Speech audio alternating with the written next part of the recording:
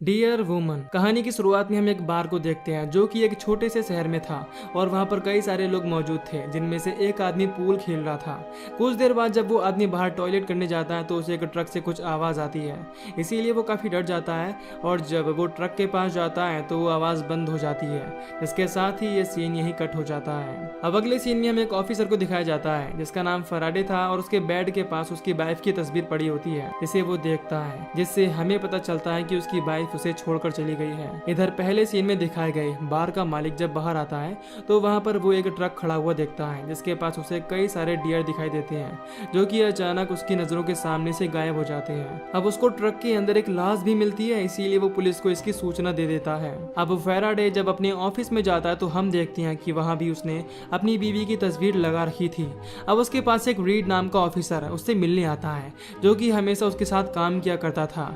Read उससे कहता है कि बॉस ने उन्हें एक केस दिया है तो उसे उसके साथ चलना होगा। वो दोनों बार के पास जाते हैं और उसके ओनर से पूछते हैं कि यहाँ पे क्या हुआ था। इस पर वो उन्हें बताता है कि यहाँ मौजूद सभी ट्रक सुबह होने तक चले जाते हैं, लेकिन आज सुबह उसे एक ट्रक खड़ा हुआ मिला जिसके अंदर उसे एक लाश भी मिली थी। इसके बाद रीड और फैराडे ट्रक के पास जाते हैं उसकी इन्वेस्टिगेशन करने के लिए। वो ट्रक के गेट को देखते हैं जो कि फैराडे के छूते ही नीचे गिर जाता है और साथ ही वो पिचका हुआ भी था। इससे उन्हें पता चलता है कि किसी ने इसे लात मार के पिचकाया है और जब वो उस लाश को देखते हैं तो बहुत हैरान हो जाते हैं। उस आदमी को किसी ने बुरी तरह कुचलकर मार रखा था, मानो कि यह काम किसी इंसान का नहीं बल्कि जानवर का हो। उसके बाद फैराडे बार में जाता है पूछताछ करने के लिए। वो एक बार टेंडर से पूछता है कि वो ट्रक ड्राइवर आखिरी बार किसके साथ देखा गया था। वो बार टेंडर उसे बताता है कि यहाँ एक लड़की आई थी जो बहुत ही ज्यादा सुंदर थी, उसकी आंखें पीली थी और उसका शरीर एकदम कोमल था। आखिरी बार उस ट्रक ड्राइवर को उसने उसी औरत के साथ बाहर जाते हुए देखा था। फैराडे जब ये पूछताछ कर रहा होता है तो तभी उसका एक कलीग उसके पास आता है और उससे कहता है कि अब से वो इस केस में काम करेगा और वो यहाँ से चला जाए। अब फैराडे को ये बहुत बुरा लगता है और वो वापस ऑफिस में चला जाता है। ऑफिस पहुंचकर फैराडे सोचता है कि कोई भी जानवर आखिर इतनी बेरहमी से एक इंसान को ट्रक में घुस के कैसे मार सकता है। फैराडे अब एक ऑफिसर के पास जाता है और उससे मरे हुए आदमी की इंफॉर्मेशन लेता है और वो उसे बताता है कि उस आदमी का नाम हेनरी था जो कि एक ट्रक ड्राइवर था और उसकी बॉडी उनके पास आ चुकी है। इसका पोस्टमार्टम डैना कर रही है। ये बात सुनकर फैराडे तुरंत डैना से मिलने जाता है जो कि उस आदमी का पोस्टमार्टम कर रही थी। वो डैना से पूछता है कि उसे इस लाश में क्या कुछ अजीब दिखा। इस पर डैना उसे बताती है कि ऐसा लगता है कि ये ट्रक से कुचल गया है, लेकिन ऐसा बिल्कुल भी नहीं हुआ है बल्कि ये किसी जानवर का काम है। साथ ही डैना उसे ये भी बताती है कि ये तब मरा है जब ये किसी के साथ इंटीमेट हो रहा था। ऐसा लग रहा था कि मानो किसी डियर ने वहां पर आकर उसे मारा हो। इसके बाद हमें एक सुंदर औरत दिखाई जाती है जो कि एक बार में होती है। वो एक अमीर आदमी को देखकर उसके पास बैठती है और वो अमीर आदमी उसे देख के खुश हो जाता है। वो इतनी सुंदर होती है कि वो अमीर आदमी उससे बात करने लगता है और उसके लिए ड्रिंक भी लेता है और उससे पूछता है कि क्या वो उसके रूम में चलेगी, जिस पर वो औरत राजी हो जाती है और उसे हाँ कर देती है। अब वो आदमी उसे अपने रूम में ले जाता है और वो औरत वहाँ पर इंटीमेट होते समय उस आदमी को भी बेरहमी से मार डालती है। दरअसल ये औरत कोई आम औरत नहीं थी बल्कि एक डियर वुमन थी। इसके ऊपर का शरीर एक औरत का और नीचे का डियर का, और इसी ने उस ट्रक ड्राइवर को भी मारा था। इधर फैराडे डैना से पूछता है कि कोई डियर उसके साथ सेक्स क्यों करना चाहेगी। इस पर डैना उससे कहती है कि उसे भी ये बात समझ नहीं आ रही। फैराडे उससे कहता है कि क्या पता उस रात वो जिस लड़की के साथ था उसके पास आर्टिफिशियल डियर लेग्स थे, इससे उसने इस पर हमला किया हो। अब डैना उससे कहती है कि कोई भी इतनी बेरहमी से एक डियर लेग से किसी को नहीं मार सकता।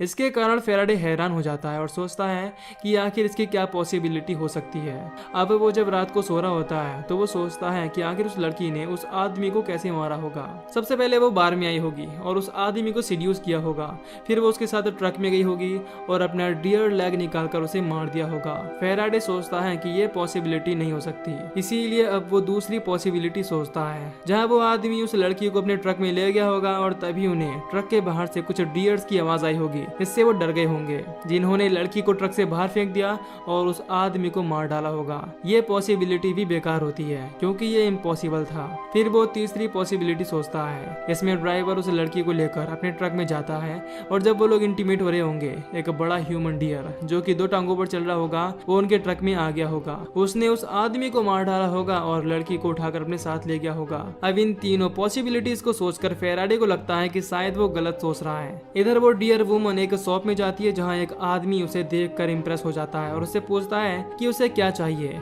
इस पर वो उसे एक स्माइल पास करती है और उसे मार डालती है। दूसरी तरफ रीड फैराडे फेराडे के पास आकर पूछता है कि क्या वो अब भी उस केस पर काम कर रहा है। इस पर फेराडे उसे बताता है कि उसने पूरी रात सोचा, लेकिन वो ढंग से सोच नहीं पाया। उसे पता नहीं चल पाया कि आखिर ट्रक ड्राइवर की मौत कैसे हुई। अब रीड फेराडे की तस्वीर देखकर पूछता है कि क्या वो उसकी बीवी है।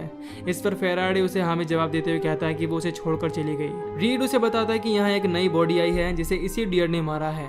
इस पर फेराडे तुरंत उसे अपने साथ पोस्टमार्टम रूम में ले जाता है, जहाँ वो लोग उस आदमी को देखते हैं जिसे उस डियर वुमन ने बेरहमी से मारा था। तभी डैना को उस आदमी की बॉडी में डियर का वाल मिलता है और जब वो बाद में उसका डीएनए निकालती है तो उसे पता चलता है कि ये डियर का डीएनए है, जो जानकर फेराडे और रीड हैरान हो जाते हैं और सोचते हैं कि आखिर एक डियर ये सब कैसे कर सकती है। यहाँ फेराडे को पता चलता है कि ये आदमी एक लड़की के साथ होटल रूम में गया था और अगली सुबह इस आदमी की लाश होटल के स्टाफ को मिली, जिस बात से वो समझ जाता है कि जरूर उस लड़की का दोनों मर्डर से कोई ना कोई लिंक तो जरूर है।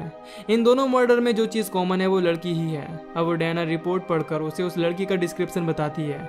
इस पर फेराडे कहता है कि ये वही लड़की है जो बार में भी मौजूद थी। तभी वहाँ एक आदमी तीसरी लाश लेकर आता है जो कि उस ग्रोसरी स्टोर के मालिक की थी। वो बताता है कि आज सुबह ही उन्हें ये लाश मिली है और उसका एक हाथ भी गायब है और उसकी मौत भी बाकियों की तरह ही किसी जानवर के हाथ हुई है। इसीलिए अब फेराडे और रीड स्टोर के बाहर जाते हैं उसकी छानबीन करने के लिए। उन्हें उस स्टोर के ऊपर कटा हुआ हाथ लटकता मिलता है जो कि उस आदमी का ही था। अब जब वो उसके अंदर इन्वेस्टिगेट करने जाती हैं तो उनका कलीग उनसे कहता है कि वो लोग यहाँ पर क्यों आए हैं। यह केस उसका है और वो इस केस पे काम कर रहा है, तो भलाई इसी में होगी कि वो दोनों वहाँ से चले जाएं। अब बाहर फेराडे को वहाँ पर डियर के फुटप्रिंट मिलते हैं जो कि खून से लथपथ थे और वो भी बहुत ही दूरी पर थे, मानो कोई जंप करके वहाँ से भागा हो। फेराडे देखकर समझ जाता है कि जरूर ये कोई डियर है जो कि 2 लेग वाला है। इसके बाद जब फेराडे अपने घर जा रहा होता है तो वो डियर के कदमों की आवाज सुनता है जो कि उसे फॉलो कर रहा था, लेकिन जब वो पीछे मुड़ता है तो देखता है कि वहाँ पर कोई भी नहीं है। अब उसके सामने एक चोर आता है जो कि उसकी गर्दन पर चाकू रखकर उससे पैसे मांगता है और बदले में फेराडे उसे पीटता है और उस पर गन तानकर उससे कहता है कि वो एक पुलिस ऑफिसर है। इसी बीच हम वहाँ पर डियर वुमन को देखते हैं जो कि सच में फेराडे का पीछा कर रही थी। अगली सुबह फेराडे अपने बॉस के पास जाता है और उनसे कहता है कि उसके पास एक थ्योरी है। उसे लगता है कि जो भी किलर है वो एक लड़की है और वो मर्डर करने के लिए डियर लेग का सहारा लेती है। अब फेराडे अपने बॉस से कहता है कि मुझे मौका दो इस केस में काम करने के लिए। जो सुनते ही उसका कलीग कहता है कि वो इस केस में काम नहीं कर सकता क्योंकि अभी वो इस केस पर काम कर रहे हैं और वो कातिल को जल्द से जल्द पकड़ लेंगे। लेकिन उनका बॉस फेराडे पर विश्वास दिखाता है और उनसे कहता है कि अब से ये केस फेराडे ही हैंडल करेगा। अब सुबह में फेराडे के पास रीड आता है और उससे पूछता है कि क्या वो केस सॉल्व कर पाया। इस पर फेराडे उससे कहता है कि वो उसके बिना केस सॉल्व कैसे कर सकता है। इस पर रीड फेराडे से कहता है कि पास ही में एक इंडियन कैसीनो है जहां वो ऑफिसर्स को फ्री में खाना खिलाते हैं, क्यों ना हम दोनों वहां पर लंच करें और केस के बारे में चर्चा करें। इसके लिए फेराडे मान जाता है और उसके साथ वो उस कैसीनो में जाता है। दोनों साथ में बैठकर लंच करते हैं और केस के बारे में चर्चा करते हैं। यहाँ फेराडे उसे कहता है कि मुझे लगता है कि शायद एक लड़की ये कत्ल कर रही है और वो डियर लेग का सहारा ले रही है उन लोगों को मारने के लिए। पर रीड देखता है कि वहाँ पर कई सारे लोग पैसे जीत रहे हैं और उसे लगता है कि अगर वो कुछ पैसे लगाएगा तो वो भी पैसे जीत सकता है। इस पर फेराडे उससे कहता है कि वो लालच ना करे। साथ ही उसे बताता है कि उसकी बीवी उसे छोड़कर क्यों गई थी। कुछ साल पहले उसका एक पार्टनर हुआ करता था और वो दोनों साथ में काम करते थे और एक दिन वो दोनों एक चोर को ट्रेस कर रहे थे जो कि बहुत खतरनाक था। उन दोनों ने उसे घेर लिया और वो उसको गोली नहीं मारना चाहता था, लेकिन उस चोर ने अपनी गन निकाली और उसे शूट करने की कोशिश करी, जो देख फेराडे ने ना चाहते हुए भी उसे शूट कर दिया और गोली उसके शरीर के आर पार हो गई और उसके पार्टनर को भी लग गई और इसकी वजह से उसने अपने पार्टनर को खो दिया। इसीलिए वो सस्पेंड हो गया और कुछ लोगों ने कहा कि उसने जानबूझकर अपने पार्टनर को मारा है, जिस कारण उसकी बीवी का कहना था कि वो एक कातिल के साथ नहीं रह सकती। तभी एक नेटिव अमेरिकन जब डियर वुमन के बारे में सुनता है तो उनसे बात करने आता है और उनसे पूछता है कि क्या वो डियर वुमन के बारे में बात कर रहे थे। इस पर वो उसे कहती हैं कि ये डियर वुमन क्या होती है। इस पर नेटिव अमेरिकन उन्हें बताता है कि बचपन में उनके दादों ने कहानी सुनाया करते थे। वो कहते थे कि डियर वुमन उनके गाँव में आती थी और लोगों को सीड्यूस करती थी और उसके बाद वो उन्हें मार के उनकी आत्मा को अपने साथ ले जाती थी। वो बहुत ही सुंदर थी, इससे कोई भी इम्प्रेस हो सकता था और उसके ऊपर का हिस्सा एक औरत की तरह था और नीचे डियर की 2 टांगे थी। साथ ही वो हर 100 साल में कुछ लोगों को मारने के लिए लौटती है। वो सिर्फ उन्हें ही मारती है जिन्होंने कभी औरतों और बच्चों को नुकसान पहुंचाया हो, मतलब कि वो उनसे बदला लेती थी। शायद इसीलिए वो सिर्फ आदमियों को ही मारती है, ना कि औरतों और बच्चों को। ये बात सुनकर फेराडे और रीड हंसने लगती हैं क्योंकि उन्हें लग रहा था कि शायद ये कोई मजाक है। अब जब फेराडे वहाँ से से निकलने लगता है तो रीड उससे कहता है कि वो यहाँ पर गेम खेलेगा। अब फेराडे अकेला ही ऑफिस में आ जाता है और डियर वुमन के बारे में सोचने लगता है। इधर रीड कसिनो में खेलता है और वो ढेर सारे पैसे हार जाता है और तभी हम वहाँ पर डियर वुमन को देखते हैं जिसका अगला शिकार रीड ही था और वो डाइस वाला गेम खेल रहा था। तभी डियर वुमन उसके पास आकर उसे गेम जिताती है और वो सारे नंबर गेम में करेक्ट होते हैं। इससे रीड बहुत सारे पैसे जीत जाता है और फिर रीड उसको लेकर एक रूम में जाता है जहाँ दोनों इंटीमेट होने वाले थे। इसी दौरान फेराडे रीड को कॉल करके बताता है कि नेटिव अमेरिकन उनसे जो भी कह रहा था वो सब सच था। उसे पता चला कि 100 साल पहले भी ऐसे मर्डर हुए थे, जिस पर रीड उससे कहता है कि वो उसे डिस्टर्ब ना करे क्योंकि अभी वो एक लड़की के साथ है। ये बात सुनते ही फेराडे उसे कहता है कि क्या उसने लड़की के पैर देखे, और ये बात सुनकर रीड जैसे ही पीछे मुड़ता है वैसे ही डियर वुमन उसकी जान ले लेती है और फेराडे तेजी के साथ रीड के पास पहुंचता है, मगर तब तक देर हो चुकी थी। पर यहाँ उसका सामना डियर वुमन से होता है जिसे देखते ही वो उसे गोली मार देता है और डियर वुमन बेहोश हो जाती है।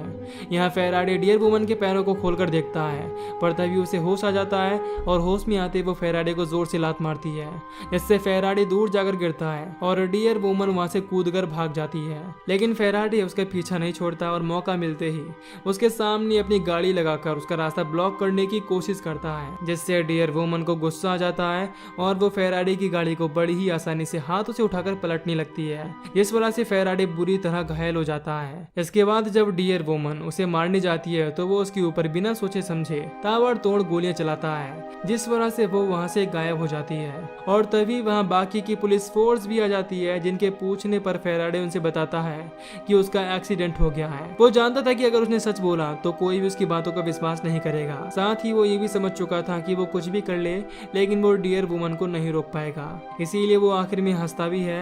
इसके साथ ही ये कहानी खत्म हो जाती है। तो दोस्तों, अगर आपको इस मूवी की एक्सप्लेनेशन पसंद आई हो तो वीडियो को लाइक और चैनल को सब्सक्राइब कर दीजिए। बाकी मैं मिलूंगा आपसे न्यू वीडियो में। Till then take care, love you, bye bye.